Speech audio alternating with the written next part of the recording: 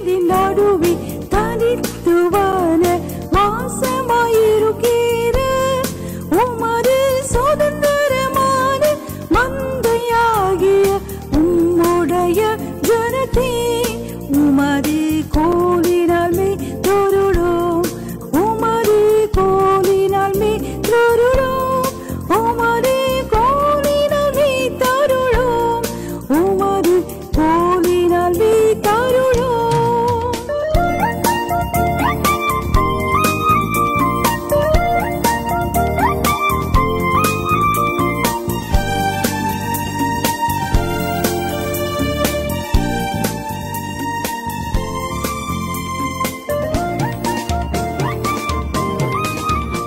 சங்கீதம் 73:24 Psalm 73 verse 24 Psalm 73 verse 24 உம்முடைய ஆலோசனையின்படி நீர் என்னை நடத்தி. முழங்கால் பட்டியிடும்போதெல்லாம் அந்த வார்த்தை தான் வந்துச்சு. ஆண்டவரே, எங்களை, எங்கள் சபையை, எங்கள் குடும்பத்தை, எங்கள் ஊழியத்தை, பிள்ளைகளுடைய திருமண காரியத்தை, வேலை வாய்ப்பை, ஆண்டவரே அவருடைய செயல் திட்டங்கள், ஒரு வீடு கட்டுறதை, எதுவாக இருக்கட்டும், ஆண்டவரே எங்களை உம்முடைய ஆலோசனையின்படி நடத்தும், உம்முடைய ஆலோசனையின்படி நடத்தும்.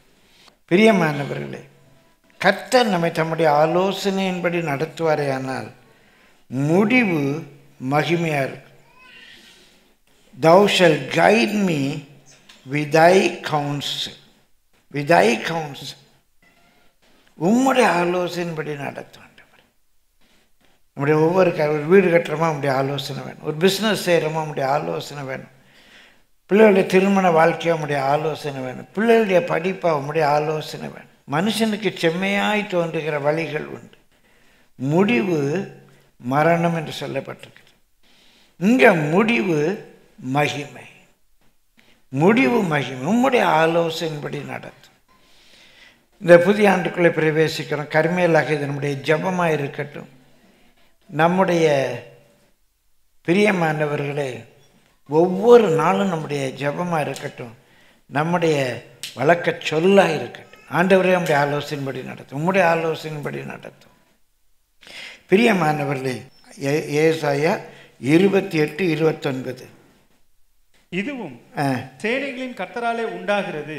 அவர் ஆலோசனையில் ஆச்சரியமானவர், செயலில் மகத்துவமானவர். அவர் ஆலோசனையில் ஆச்சரியமானவர். His counsel is wonderful. மனுஷனுடைய ஆலோசனைக்கும் நம்முடைய மனதில் தோன்றுகிற ஆலோசனைக்கும் உறவுகள் கொடுக்கிற ஆலோசனைக்கும் அவர் நமக்கு தர்ற ஆலோசனை ரொம்ப ஒண்டர்ஃபுல்லாக இருக்கும். அவர் ஆலோசனையில் ஆச்சரியமானவர் அப்படின்னு பார்க்குறோம்.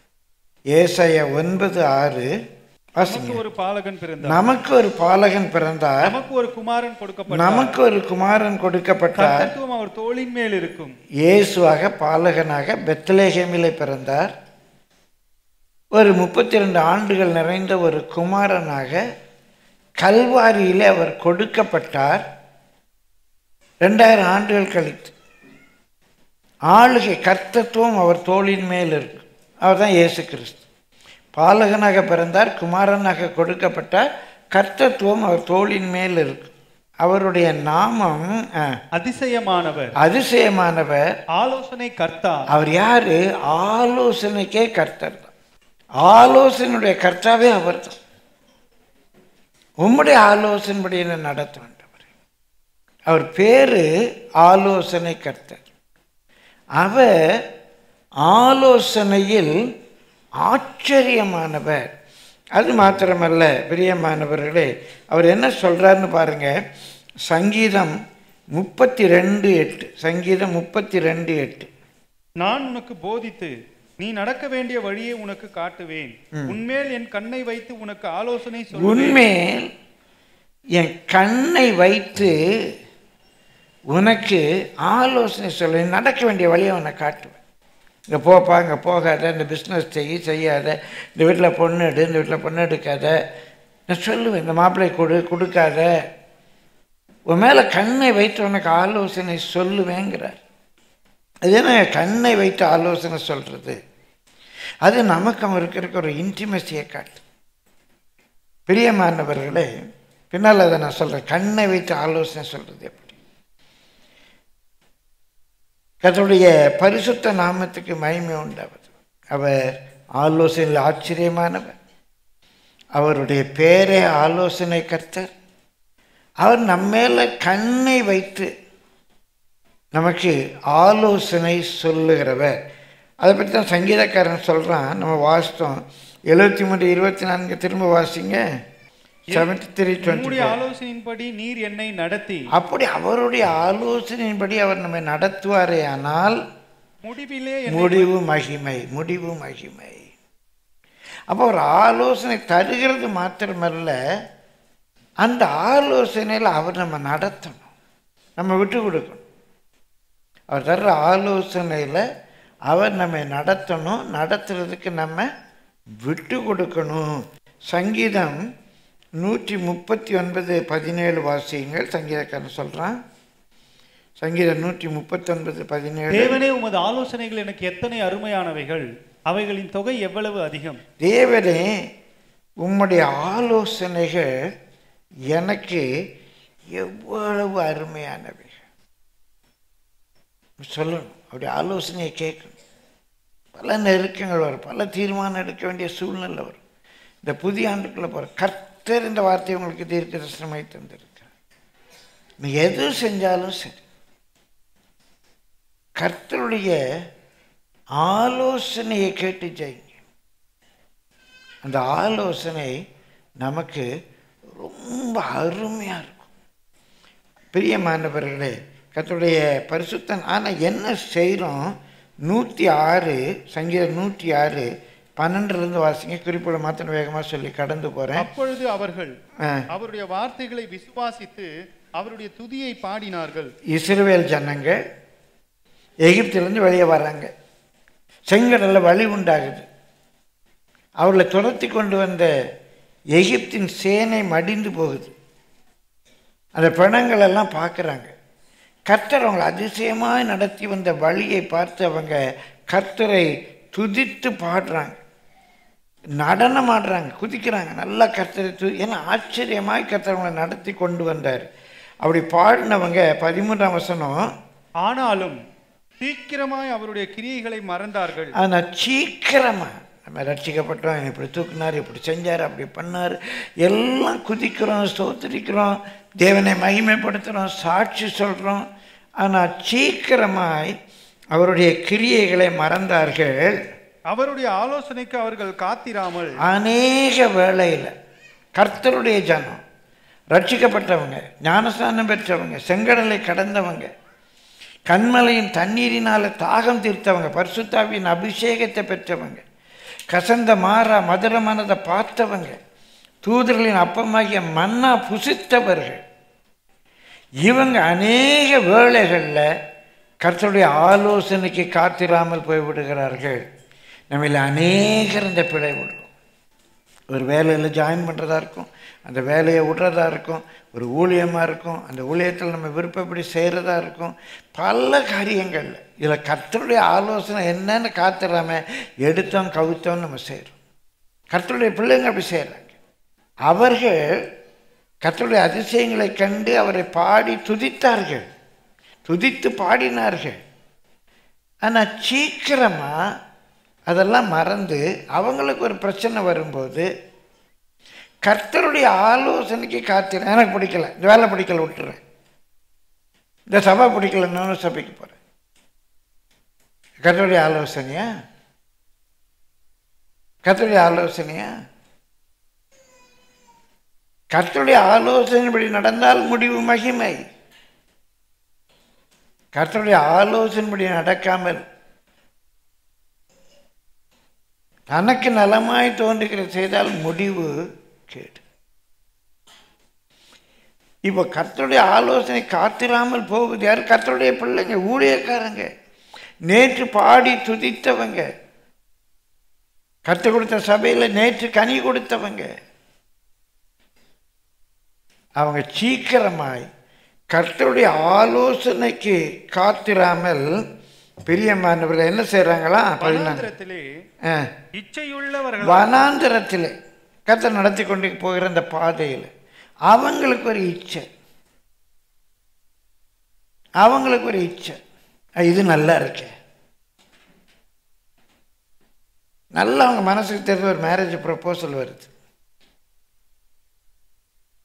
இப்போ இன்னொன்று அவங்களுக்கு இச்சை வருது, ஐயா இப்படி இருந்தால் நல்லா இருக்குமே, சொந்தமாக ஒரு வீடு இருந்தால் நல்லா இருக்குமே. இது தேவ சித்தமா இல்லையா? இல்லை, ஒரு வீடு இருந்தால் நல்லா இருக்குமே, ஒரு இச்சை. இச்சைங்கிறது விருப்பத்துக்கு கீழானது. தேவை, விருப்பம், அதுலேயும் கேவலமானது இச்சை.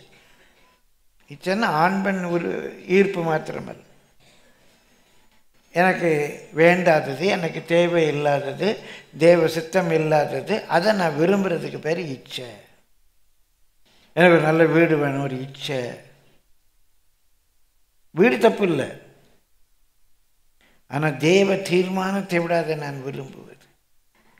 அவர்கள் இச்சை உள்ளவர்களாகி அவாந்தர வெளியிலே தேவனை பரீட்சை பார்த்தார்கள். கண்மலையின் தண்ணீர்ல தாகந்து இருக்கிறாரு, கசந்த மாறாவை மதுரமாக்குறாரு, எப்படியோ நடத்துறாரு.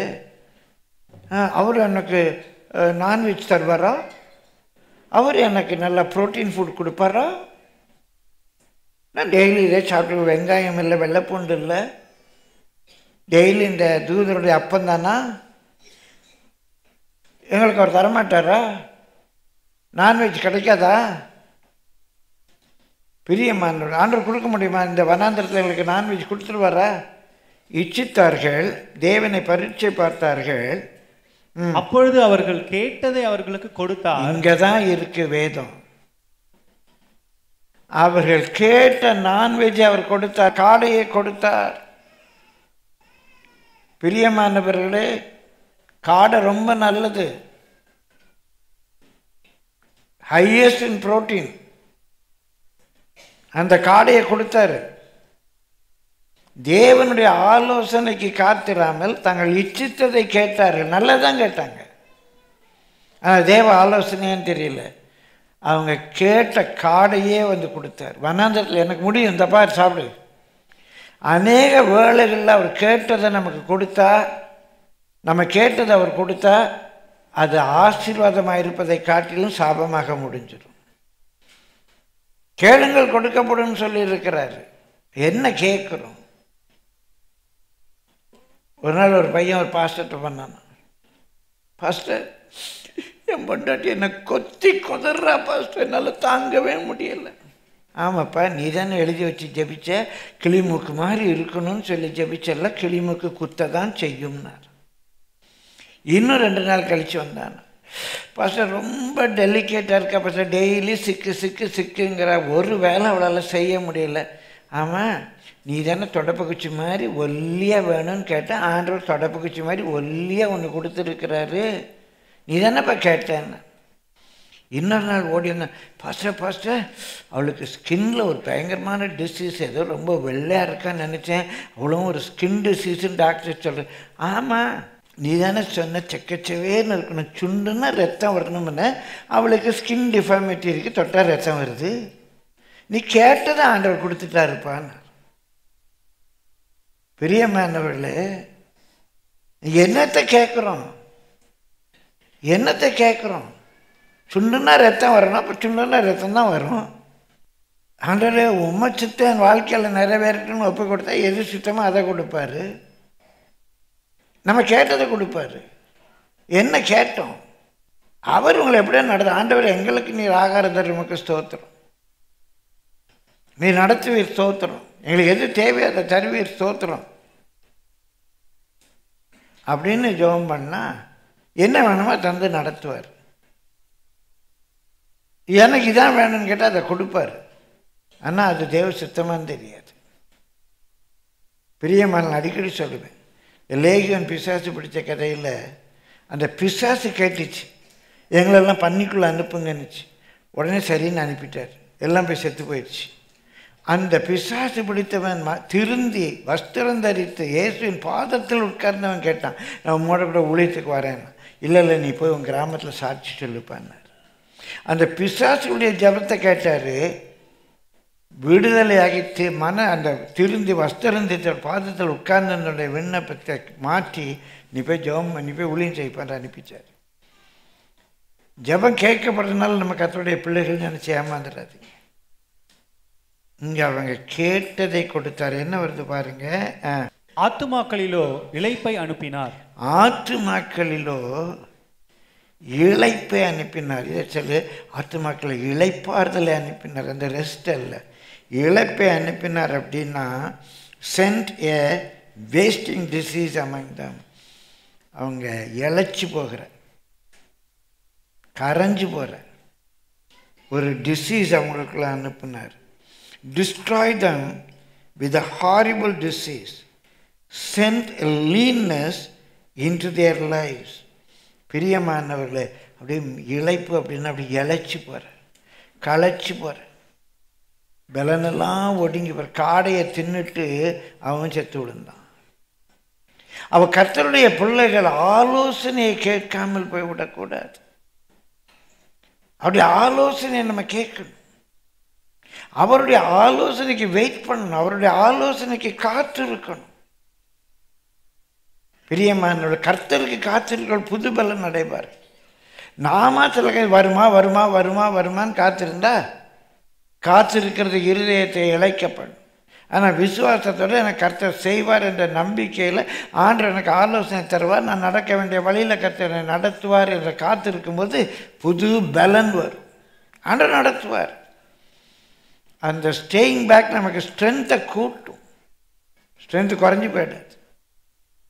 பிரியமானவர்களை, கர்த்தருடைய பரிசுத்த நாமத்துக்கு மகிமையோடு அதே 107ஆம் சங்கீதத்தில் வாசிக்கிறோம். 10ஆம் வசனத்திலிருந்து வாசிங்க. தேவனுடைய வார்த்தைகளுக்கு விரோதமாய் கலகம் பண்ணி உன்னதமானவருடைய ஆலோசனையை அசட்டை பண்ணினவர். அநேக வேளைகளில் உன்னதமானவருடைய ஆலோசனையை சட்டை பண்றதில்ல, அசட்டை பண்றாங்க. இருக்கட்டும், ஆமா சொல்லுவாங்க, ஓய்வு நாளை பரிசுத்தமாக ஆசரிக்கணும்னு சொல்லுவாங்க. எல்லாம் முடியுமா? தசமபாகம் காணிக்காது. நான் என் விருப்பப்படி கொடுப்பேன். நான் போகிற கோயிலுக்கு தான் கொடுக்கணுமா? பிரியமானவர்களே, நாங்கள் இலவசமாக கொடுக்குறோம். நீங்கள் கொடுக்குற காணிக்கைக்காக நான் ஊழியம் செய்யலை. இலவசமாய் பெற்றேன், இலவசமாய் கொடுக்குறேன்.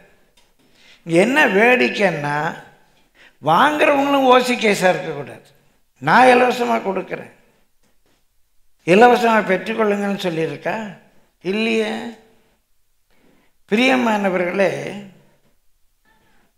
ஞான நன்மையை பெற்ற நீங்கள் உங்களுக்கு ஊழியம் சொல்லிய சரீர நன்மையை நீங்கள் கவனிக்க வேண்டாமா?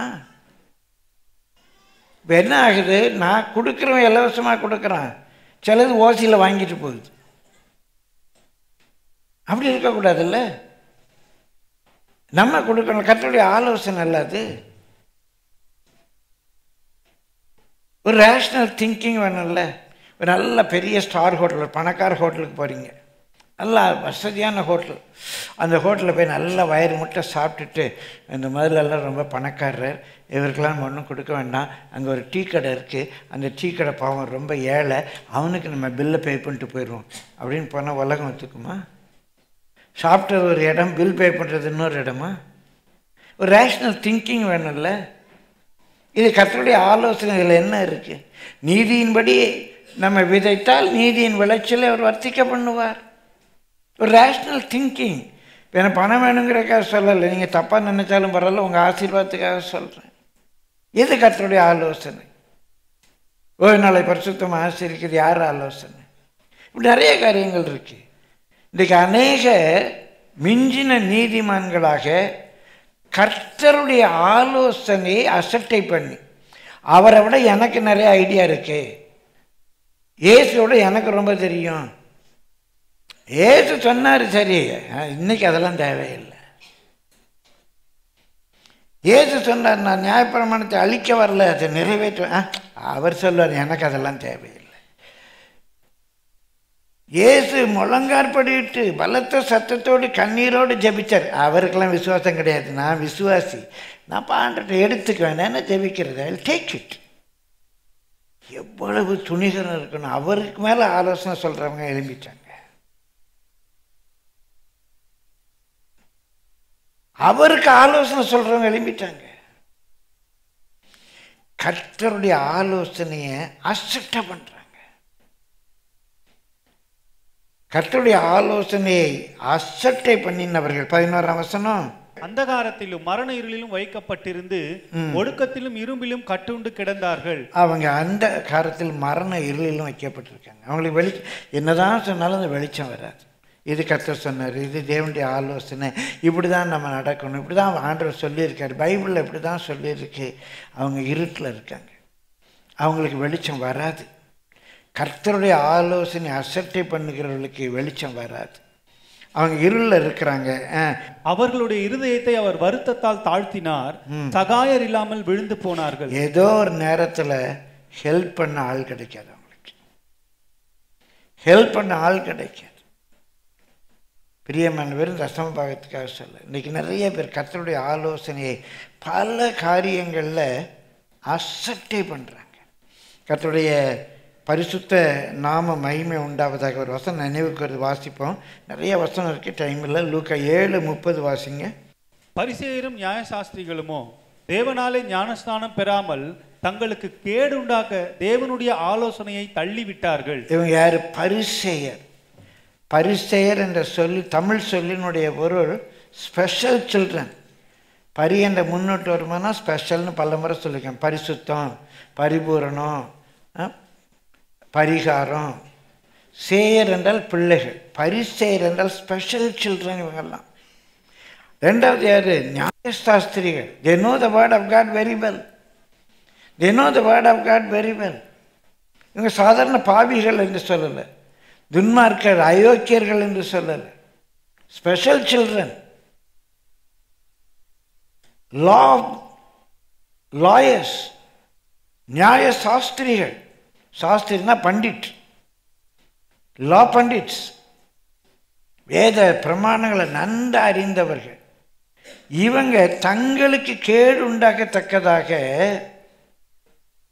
தேவன் அனுமதித்த, தேவன் ஏற்படுத்தின ஞானஸ்நானத்தை எடுக்காதபடி தேவ ஆலோசனையை புறம்பே தள்ளி தங்களை கெடுத்தார்கள்.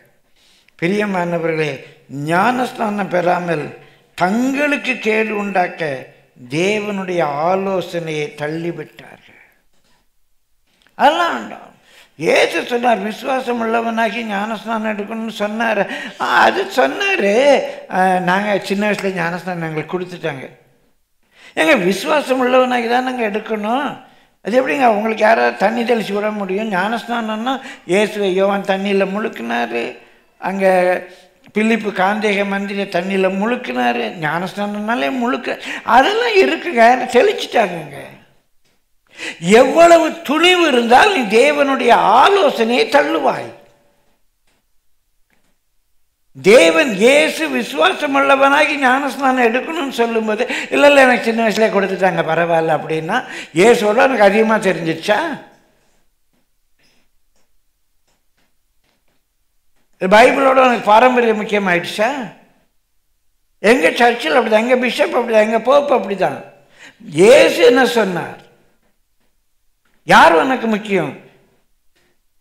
இயேசுடைய வார்த்தை முக்கியமா, பாரம்பரியம் முக்கியமா? பயங்கரம். பரிசேயர், ஸ்பெஷல் சில்ட்ரன், நியாய சாஸ்திரிகள், லா பண்டிட்ஸ் தங்களுக்கு கேடு உண்டாக்கத்தக்கதாக தேவ ஆலோசனையை தள்ளி போட்டாங்க. ஞானஸ்நானம் பெற ஒவ்வொரு காரியத்தில் யாரோ அந்த பிரசங்கி சொன்னார், இந்த பிரசங்கி சொன்னார். கொஞ்சம் அறிவாக சிந்திக்கணும்ல. ஓய்வு நாள்லாம் பழைய ஏற்பாடு. அடப்பாவமே, பிரமாணத்துக்கு முன்னால் ஓய்வு நாள் இல்லையா? பிரமாணத்துக்கு முன்னால் தசமபாகம் காணிக்க இல்லையா? இதுக்காகவே திரும்ப திரும்ப சொல்லலை. ஆனால் இன்றைக்கி நிறைய அந்த கள்ள உபதேசங்களுக்கு இடம் கொடுத்து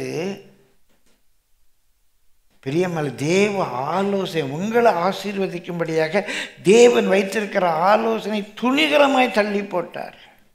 தேவ ஆலோசனை ஏற்றுக்க மாட்டாங்க. இந்த புதிய ஆண்டுக்குள்ளே போகும்போது ஆண்டவர் சொல்கிறார், நான் ஆலோசனையில் ஆச்சரியமானவர். கண்ணை வைத்து உனக்கு ஆலோசனை சொல்லுவேங்கிற இந்த பார்க்குறோம் சில கூட்டம். ஓசியா 4:12 வாசிங்க, ரொம்ப பயங்கரமாக இருக்கும். ஓசியா 4:12. என் ஜனங்கள் என் ஜனங்கள், கட்டை இது வேற பிரஜாதியார் அல்ல, விக்கிரக ஆராதனைக்காரர்கள் அல்ல, இறை மறுப்பாளர்கள் அல்ல. என் ஜனங்கள், கர்த்தருடைய ஜனம், என் ஜனங்கள் கட்டையினிடத்தில் ஆலோசனை கேட்கிறார்கள். கட்டையினிடத்தில் ஆலோசனை கேட்கிறார்கள். ஒரு வெயிட் பார்க்க போறாங்க. அந்த வெயிட் மிஷினில் ஒரு சீட்டு வருது. அந்த சீட்டுக்கு பின்னால் ஒரு நீ போகிற காரியம் வாய்க்கும். வெயிட்டை கூட பார்க்கல, திருப்பி பின்னால் என்னடா எழுதியிருக்குன்னு பார்க்குறாங்க. இதை கிழிச்ச விஷயம் பார்க்குற மாதிரி ஒரு வாக்குத்தத்த அட்டைன்னு ஒன்று எடுக்கிறாங்க. அது வாலும் இருக்காது, தலையும் இருக்காது. சில அட்டையில் உடம்புக்கு 3 புள்ளி தான் இருக்கும் இடையில், வெட்டி ஒட்டலாம். அது அதை ஒன்று எடுத்தோன்னா ஆண்டவர் என்கிட்ட பேசிட்டாரு, ஆண்டவர் என்கிட்ட பேசிட்டாரு. ஒருத்தன் பொண்ணு பார்க்க போனான். பொண்ணு பார்க்க, ஆண்டவர் எனக்கு ஒரு வசனம் தரும், எனக்கு ஒரு வசனம் தரும், எனக்கு ஒரு வசனம் தரும் அப்படின்னு சொல்லி ஜெபிச்சுக்கிட்டே திருப்பி திறந்தானா. யூதாஸ் காரியத்தை ஆண்டு கொண்டு நின்று சத்தம் வந்துச்சான். ஐயோ, இந்த வசனம் வேண்டாம் ஆண்டவரே, ஸ்தோத்திரம் ஸ்தோத்திரம் ஸ்தோத்திரம் ஆண்டவரே, எனக்கு வேறு வசனம் தர ஆண்டவரே. திறந்து பார்த்தானா, நீ அப்படியே செய்யணும் வந்துச்சான். ஐயோ ஆண்டவரே, வேறு வசனம் தர ஆண்டவரே, நீ செய்கிறதை சீக்கிரமாய் செய்யணும் வந்துச்சான். ஆண்டவர் தான் பேசியிருப்பார். அந்த திருமணத்தில் அது 4 கொண்டு நின்று சாகிறதுக்கு சமமாக இருந்துச்சோ என்னமோ தெரியலை. கேலண்டரில் வசனம் போட்ட கேலண்டரில் போகணுன்னு என் பேர்த்டேக்கு என்ன வசனம் போட்டிருக்கு, நீ பல்கி பெருகுவாய், நீ இப்படி இருப்பாய் அப்படி இருப்பாய், பைபிள்லேருந்து கொஞ்சம் 4-5 நல்ல வசனம் போட்டு, பைபிளில் இருக்கல நீ சாகவே சாவாயின்னு. அது எந்த கேலண்டராக போட்டிருக்காங்களா? அதுவும் பைபிளில் இருக்க தானே செய்யுது. இன்றைக்கு உன் ஜீவன் உன்னை விட்டு எடுத்துக்கொள்ளப்படுமானால், அப்படி வசனம் பைபிளில் இருக்கல போட்டிருக்காங்களா? பொறுக்கி எடுத்து 4 பொறுக்கினா நீங்கள் தப்பாக நினைக்காதீங்க, வசனத்தை பொறுக்கி சொன்னேன். கட்டையின் இடத்துல போய் கேட்குறாங்கங்க.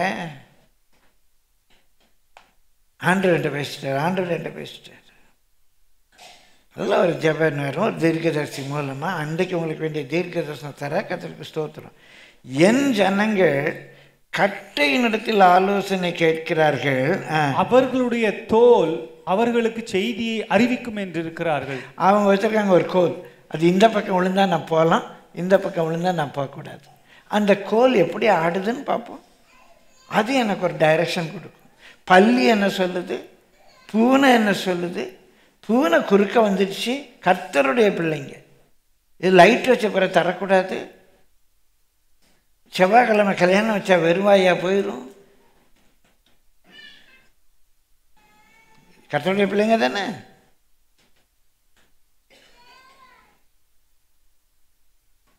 ஜாக்கிரதை. கட்டை இடத்துல ஆலோசனை கேட்கிறார்கள், அவருடைய கோல் அவர்களுக்கு செய்தியை அறிவிக்கும் என்று இருக்கிறார்கள். வேசித்தன ஆவி அவர்களை வழி தப்பி திரிய பண்ணிற்று. அதாவது பிற மத பழக்க வழக்கங்கள், வேசித்தனம் என்பது பிற மத பழக்க வழக்கங்கள் அவர்களை வழி தப்பி திரிய பண்ணிற்று. எப்படியாவது சீமந்தம் வைக்கணும், அதுக்கு வேறு ஏதாவது பேர் வச்சுக்குவானா, சீமந்தம் வைக்கணும். பிள்ளை வயசுக்கு வந்துச்சு, மஞ்சள் நீராட்டு விழா வைக்கணும், அதுக்கு வேறு பேர் வச்சுக்கலாம். இங்கே வேசித்தன ஆவி என்று சொல்லுவது பிற மத பழக்க வழக்கங்கள் அவர்களை வழி தப்பி திரிய பண்ணிட்டு அவர்கள் தங்கள் தேவனுக்கு கீழ்ப்பட்டிராமல் சோர மார்க்கமாய் போனார்கள். அவர்கள் தங்கள் தேவனுக்கு கீழ்ப்பட்டிராமல். கல்யாணமா அது ஒரே ஒரு செயின் போட்டுக்கோன்னு சொல்கிறாங்க. நாங்கள் என்ன சொன்னேன், கேவலமாக இருக்குங்க. ஒன்றே ஒன்று போட்டால் தருத்தரம் பிச்சைக்கார மாதிரி இருக்கும். ஒன்று போடணுன்னா 1 கிலோ கேளுங்க. ஆமாம், இப்போ ஒரு சவரனே 8 கிராமே வந்து உங்களுக்கு கிட்டத்தட்ட 80 கிட்ட வந்துடுச்சு. 8 கிராம் இல்லை, 1 கிலோ கேளுங்க. போட்டாவது பார்க்க நல்லா இருக்கும். ஒன்றே ஒன்று போட்டால் தருத்திர மாதிரி இருக்குது, வலி இல்லை வக்கு இல்லை மாதிரி இருக்குதுங்க. நிறைய அள்ளி போட்டுக்கோங்க. அது இல்லாமல் எப்படிங்க முடியும்? சோரமாக இருக்கும், சோரமாக இருக்கும். உலகத்தில் என்ன செய்கிறாங்களோ அதை செய்யணும். எனக்கு கர்த்தருடைய ஆலோசனை என்ன? நான் நகை போடுங்க போடாதீங்கிறத பற்றி இப்போ பேசலாம். கர்த்தருடைய ஆலோசனைக்கு நான் காத்திராம உலக வழக்கம் என்ன, எங்கள் ஒரு வழக்கம் என்ன, எங்கள் சொந்தக்காரங்க வழக்கம் என்ன, சோர மார்க்கமாக போகிறோங்க. பிரியமானவர்களை, கர்த்தருடைய பரிசுத்த நாமம் மகிமைப்படுவதாக. சங்கீதம் 1:1 வாசிக்கிறோம், துன்மார்க்கருடைய ஆலோசனை, அன்காட்லி பீப்புள், தேவ பயம் இல்லாதவங்க, உறவுகள், உடன் பயணிக்கிறவர்கள், அவங்க என்ன சொல்கிறாங்க? கல்யாணம் எப்படி வைக்கணும், எப்படி நடத்தணும், இந்த வீடு என்ன கட்டணும், முதல்ல எப்படி ஜெபிக்கணும், என்ன பண்ணணும், முதல்ல கொண்டு ஒரு சிலுவையை வை. அவன் வேலை வைப்பான், திரிசூலத்தை வைப்பான், நீ முதல்ல கொண்டு ஒரு சிலுவையை உள்ள வை. பிரியமான துன்மார்க்கர், தேவ பயம் இல்லாத, ungodly, they are wrong, morally wrong. அது லஞ்சம் கொடுக்கலாம் ஒன்றும் தப்பு இல்லை. நீ இன்னும் லஞ்சம் கொடுக்க இந்த வேலை கிடச்சிடும், உனக்கு கண்டிப்பாக கிடச்சிடும். எனக்கு ஆண்டவர் செய்வாருங்கிறதோட நான் லஞ்சம் கொடுத்து வாங்கிடலாம். அன்காட்லி பீப்புள், அவங்க கொடுக்குற ஒரு ஆலோசனையின்படி நம்ம நடக்கணும். நீதிமொழிகள் 12:5 வாசிங்க. நீதிமான்களுடைய நினைவுகள் நியாயமானவைகள், நீதிமான்களுடைய நினைவுகள் நியாயமானவைகள், துன்மார்க்கருடைய ஆலோசனைகளோ சூதானவைகள். துன்மார்க்கருடைய ஆலோசனை, துன்மார்க்கருடைய ஆலோசனையோ சூதானவைகள், சூதானவைகள். பிரியமானவர்களே, 2 கேள்வி. அப்படியானா கர்த்தருடைய ஆலோசனையை நான் எப்படி பெற்றுக்கொள்வது? கர்த்தருடைய ஆலோசனை எனக்கு எப்படி தெரியும்? ஏதோ கட்டிட்ட கேட்டேன், கோலை பார்த்தேன்னா கூட பரவாயில்ல, கர்த்தர் சொல்கிறான்னு தெரிஞ்சுக்குவேன். நான் எப்படி கர்த்தருடைய ஆலோசனையை தெரிந்து கொள்வது?